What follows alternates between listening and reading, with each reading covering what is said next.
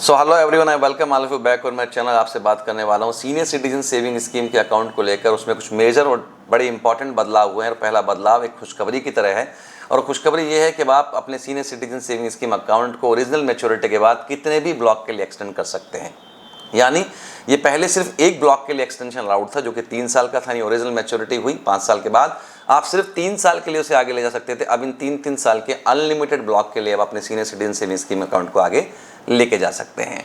एक बड़ा इंपॉर्टेंट बदलाव है जिसमें यह कहा गया कि मान लीजिए कोई central government state government employ है जो कि जॉब पे जिसकी उम्र 50 साल से ऊपर है और जॉब पे ही उसकी मृत्यु हो जाती है, तो उसके स्पाउस के पास यह अधिकार रहेगा कि वो सीनियर सिटीजन सेविंग स्कीम में अपनी फाइनेंशियल एड्स जो मिली हैं उन्हें डिपॉजिट कर सकती है, वो अकाउंट खुलवा सकती है। एक और इंपॉर्टेंट बात यह है कि generally senior citizen saving scheme account खुलवाने की आयु 60 साल होती है, लेकिन वो लोग जो कि वीआरएस से रिटायर हो जाते हैं या सुपर एन्यूशन हो जाता है उनको ये अनुमति है कि 55 साल के बाद और 60 साल से नीचे भी वो ये अकाउंट खुलवा सकते हैं। लेकिन पहले नियम ये था कि उन्हें अपने रिटायरमेंट बेनिफिट मिलने के विदिन 1 मंथ ही सीनियर सिटीजन अकाउंट खुलवाना था।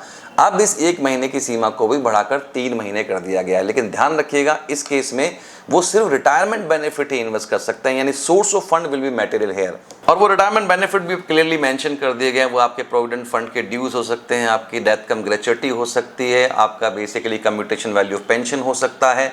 इसके अलावा कोई group saving linked insurance scheme का पैसा भी आपका रिटायरमेंट बेनिफिट कहलाएगा। यानी वो लोग जो 55 साल से ऊपर हैं, 60 साल से नीचे हैं, वीआरएस या सुपर एन्यूएशन लेकर रिटायर हो रहे हैं, बेसिकली वो सिर्फ रिटायरमेंट बेनिफिट ही इन्वेस्ट कर सकते हैं। डिफेंस एम्प्लॉय जनरली जल्दी रिटायर हो जाते हैं तो उनके लिए समय सीमा 50 साल से ऊपर है, यानी 50 साल से ऊपर वो senior citizen saving scheme account खुलवा सकते हैं, लेकिन वो भी सिर्फ रिटायरमेंट बेनिफिट ही इन्वेस्ट कर सकते हैं, जो मैंने आपको कुछ नाम गिनाए।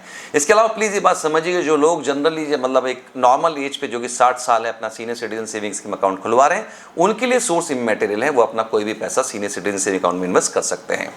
एक और इंपॉर्टेंट बदलाव ये है कि जब आप अकाउंट को एक्सटेंड करा लेते हैं 5 साल के बाद अगले 3 साल के लिए, तो आपको इंटरेस्ट कितना मिलेगा, यानी इंटरेस्ट आपको अगले 3 साल में वो मिलेगा जो ओरिजिनल अकाउंट की मैच्योरिटी के पास होगा। यानी फॉर एन एग्जांपल 5 साल बाद आपका ओरिजिनल अकाउंट मैच्योर होता है, वहाँ जो इंटरेस्ट रेट होगा सीनियर सिटीजन सेविंग स्कीम का वो आपको एक्सटेंडेड पीरियड जो कि अगले 3 साल में मिलेगा। एंड मान लीजिए उसके बाद अगले 3 साल आपने और एक्सटेंड करा लिया तो 5 + 3 8 साल में जो आपका इंटरेस्ट रेट वहाँ खड़ा होगा वो आपको अगले एक्सटेंडेड पीरियड में इंटरेस्ट मिलेगा। सो ये कुछ इंपॉर्टेंट बदलाव थे। अगर आपको ये वीडियो मेरा पसंद आया हो और आपको लगता है कि ज्ञानवर्धक है तो इसे आप अपने दोस्तों और मित्रों तक पहुँचाइए। मेरे चैनल को सब्सक्राइब करें, वीडियो को लाइक करें। बहुत बहुत धन्यवाद। Thank you very much.